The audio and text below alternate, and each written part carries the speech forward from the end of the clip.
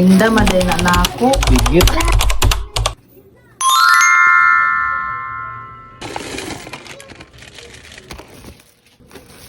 It's another day, panibagong vlog na punta karong adlaw ba. So hello vlog, welcome to my guys Agaraa oy. May dumating nga na parcel kanina mga guys, tapos pina-open nga namin kay Kuya Jake J kasi ang akala namin ito yung in-order ko na magnetic na laruan siya na para mapapractice ang kanyang mga daliri ba. Kaso nga lang na prank kami kay hindi pala. Ayun pala yung mga in-order ko na pandagdag sa aking munting sari-sari store mga guys ba. Tapos kahapon, ito nga pala yung karugtong ko nung namimili kami ba sa palengke at saka sa grocery. Kasi kahapon mga guys, nagmotor lang kami tapos hindi rin ako makabitbit ng cellphone gawa ng malakas ang ulan tapos may hawak-hawak pa ako na malaking payong kaya ganun. Ayaw rin namin magsasakyan mga guys dahil walang maparadahan lalo na't hapon na kami namili mga guys ba dahil nga natulog pa kasi si Victor ng tanghali kaya syempre patulogin natin no kay mag-duty pa yun ba. Nagpasalamat din talaga ako mga guys dahil nakalikom ako dyan sa benta ng aking Montessari-sari store tapos namili din talaga ako ng mga kung anong wala sa tindahan o diba gaya ng ganito mga guys, mga frozen foods. Lalo na ngayon mga guys, tag-ulan na kaya yung ibang tao kasi mga guys tinatamad na magpunta sa palengke kaya diyan na lang didiretso sa tindahan o diba kahit papaano may mga ano tayo diyan paninda-paninda ba. Tapos ayoko din pala yung mag-display ng maramihan mga guys ba lalo na yung bagong paninda pa lang kasi hindi natin alam kung mabenta ba siya. Syempre sayang din naman mga guys no kung hindi naman mabenta tapos ang dami mo pang stock kaya mas mabuti talaga yung kahit isang dosena yung mga ganun-ganun ba. Sa akin lang mga guys, mas okay talaga yung kahit araw-araw ka pang mamimili basta palaging bago ba. Pero depende lang din talaga yan sa mga paninda mo kung ano. Hindi naman kasi isang tao lang talaga ang namili dyan sa tindahan natin mga guys. Mga uri-uri pang tao dyan. Merong mga maarte, merong mga ano, mga hindi mo maintindihan. Basta maano ba, mga halo-halo na. At nakadepende pa rin yan sa iyong diskarte mga guys kung anong gagawin mo sa iyong buhay. Kung paano mo papaikutin ang iyong puhunan o diba. Nakadepende din naman yan sa ating diskarte mga guys no kung anong gagawin mo no hindi yung kung mag-ano-ano pa no bahala kayo dyan no. Dyan nga mga guys ay naglagay-lagay nga ako ng mga presyo kay hindi lang naman ako ang tao sa tindahan lalo na si Victor panay tanong kahit meron na nga presyo magpanay tanong pa rin siya dyan ba. Kaya tapos naman ako mag-display doon sa tindahan mga guys ay kay nagutom naman ako no tapos kanina pala nauna na kumain si Victor kaya ito ay kakain na lang ako mag-isa so dyan ibahog-bahog natin dyan ang sabaw sa paksiw. Ang ulam nga namin for today's video mga guys ay yung galunggong na medyo malaki siya ba tapos pinaksiw tapos meron pang yung balo hindi ko alam ang Tagalog doon sa balo na yun basta balo sa amin sa Bisaya yun yung kinamunggayan ba. Medyo nagutom nga tayo dyan banda mga guys kaya wala man tayo merienda dyan ba kaya nabisi man ang marinyo kanina oy. At sa wakas after 1 week dumating na rin itong in-order ko na phone case para sa aking cellphone grabe 1 week talaga kay paano kay galing pa man pala itong China mga guys oy pagkalayo-layo ba. Matagal na nga pala to sa aking add to cart mga guys tapos ayun